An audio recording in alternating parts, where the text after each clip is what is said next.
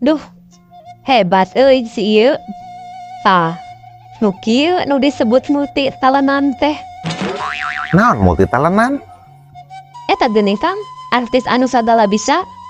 Nyanyi bisa, joget bisa, main film bisa. Tah eta teh disebutna teh multi talentan. Atuh lain multitalentan Iroh. Nu kitu mah disebutna teh multi talent. Sok nyanyahoanan multi talentan Akang. Multi talent Iroh di bejaan. Yeuh Kang, talent mah lamun nginum obat diteureuy terus ditelen. Kemana karep eta ngobrol? Ulah sok nyerakeun atuh Kang. Kudu apal kana silsilah teh.